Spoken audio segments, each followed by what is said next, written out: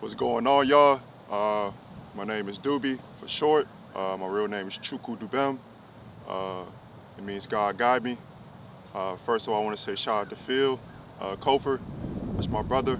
Um, he kind of put an influence on me to kind of speak out like this. Uh, I think the biggest thing for me was usually when I have stuff on YouTube is dealing with basketball, but I guess now just being with him and we aligning in a lot of lifestyle and just the way we practice life, it made me want to speak out about this. And right now I want to talk about semen retention, and basically it means withholding or holding your seed or pretty much celibacy in short term. And essentially for that, I've been on this for at least 2 years now.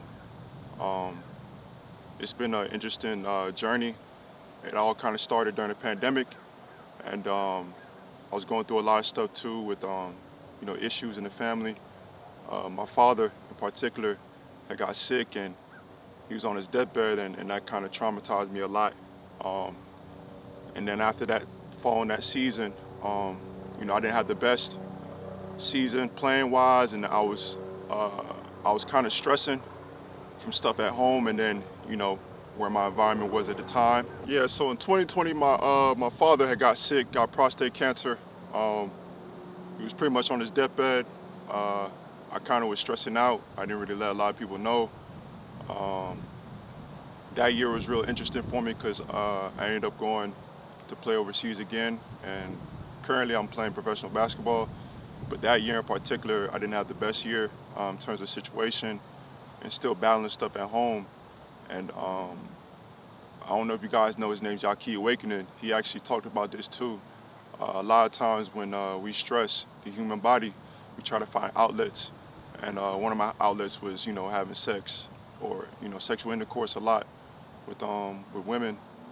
And that was kind of like my stress reliever, with everything that was going on. But that year kind of taught me a lot because I had a lot of trouble sleeping. Um, I was just in a different route with life wise, and something in my spirit didn't really feel right with me just at the time and just throughout that year.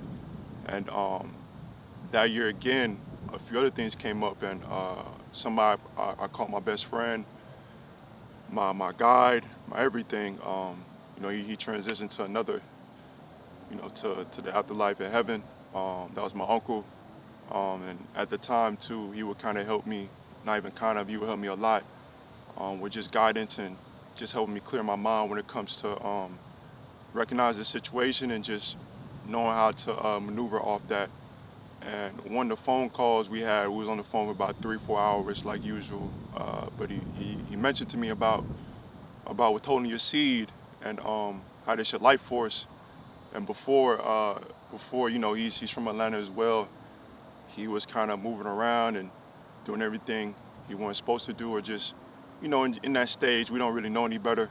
And, just situation after situation he would deal with.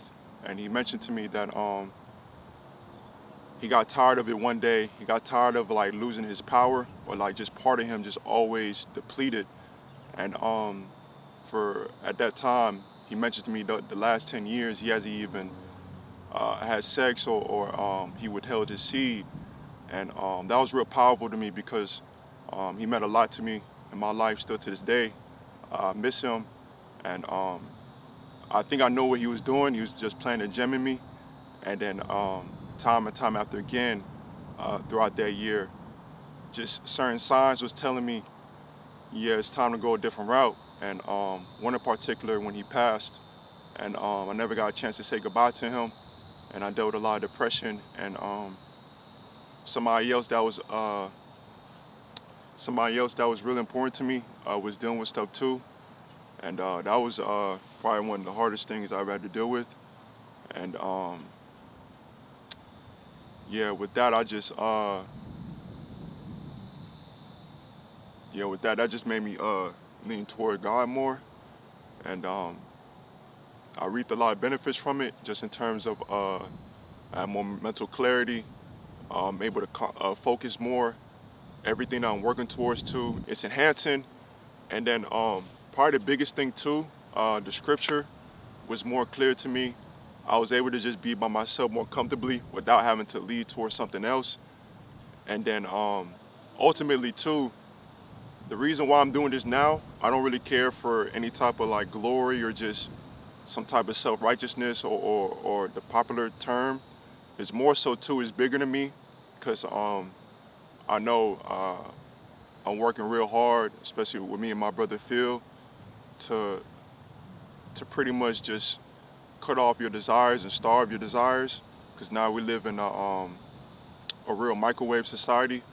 So with that, it's just, I know those urges never leave, but for me, it's just like I done seen small glimpses of fruits, and so me, it's just like another chance for me to keep going, regardless of the situation. And it's probably been the hardest 2 years or so in terms of distractions, because they have a saying that new levels means new devils. So with that, it's actually true.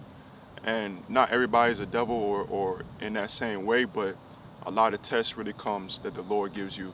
So with that is just now that's what I'm at a point with. Right now I'm willing to do what a lot of people aren't. I'm willing to do whatever it takes or give up whatever to ultimately reach a new level of life, get close to the Lord. And right now for me it's just more so, it's bigger than me because I'm trying to represent a new way of, not even a new way, the way of the old, of how we're supposed to act as men. It's okay to say no. It's okay to put yourself in a certain standard of how you should treat yourself and how you should go about the way of life.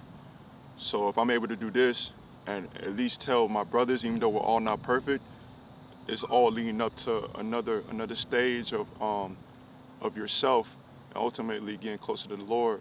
So that's kind of like been my journey. I had a business.